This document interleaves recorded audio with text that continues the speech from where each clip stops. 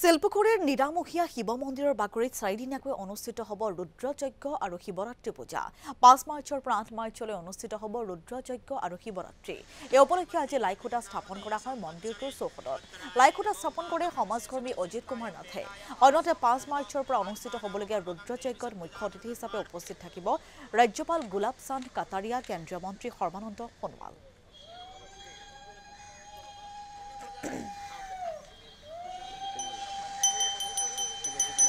জয় জয়তে মই আজি এই অনুষ্ঠানত উপস্থিত থকা সমূহ ভক্তবৃন্দ, ৰাইজ আৰু শুভাকাংক্ষীসকলক অশেষ ধন্যবাদ আৰু মোৰ ফালৰ পৰা কৃতজ্ঞতা জ্ঞাপন কৰিছোঁ।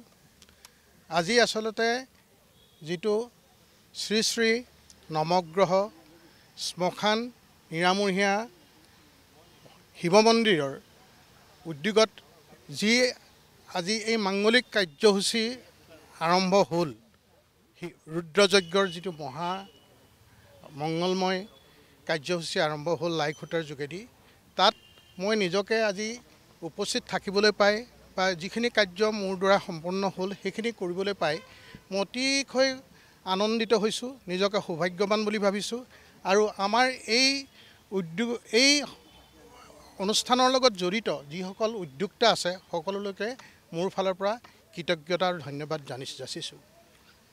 আচলতে এইবাৰ হ'ল ২৭তম মহা ৰুদ্ৰযজ্ঞ। ইয়াত এইবাৰ বিভিন্ন স্থানৰ পৰা ভক্তসকল আহিব, বিভিন্ন মহাপ্ৰভুসকল আহিব, আহি ইয়াৰ যিখিনি যজ্ঞৰ কাৰ্য সেইখিনি সমাপন কৰিব। আৰু প্ৰত্যেকবাৰতে মই আচলতে আজি ৩-৪ বছৰৰ পৰা মই আহি আছোঁ। ইয়াৰ এই আমাৰ শিলপুখুৰীৰ যিবিলাক অনুষ্ঠান আছে, প্ৰত্যেক অনুষ্ঠানতে মই আহোঁ আৰু ইয়াত আহি মই খুব এটা আনন্দ পাওঁ। নিজকে এটা যেন মই ইয়াতেই মোৰ জন্ম। মোৰ আচলতে ঘৰ চচলত, গুৱাহাটীৰে চচলত, কিন্তু মই ইয়াত আহি যেন এইখনেই মোৰ ঘৰ তেনেকুৱা যেন লাগে। ইয়াৰ যিসকল ভক্তপ্ৰাণ থাকে, ৰাইজ থাকে, সদস্য থাকে, ভাই ভণ্টি, ককাই ভাই যিখিনিসকল থাকে, তেওঁলোকৰ লগত মোৰ এটা মোৰ ল'ৰাটোৰ জৰিয়তে মোৰ তেওঁলোকৰ লগত এটা সেইদিনাখনৰ পৰাই মোৰ এটা সৌহাৰ্দ্য গঢ়ি উঠিলে। আৰু মই ইয়াত থাকি বৰ খুব ভাল পাওঁ।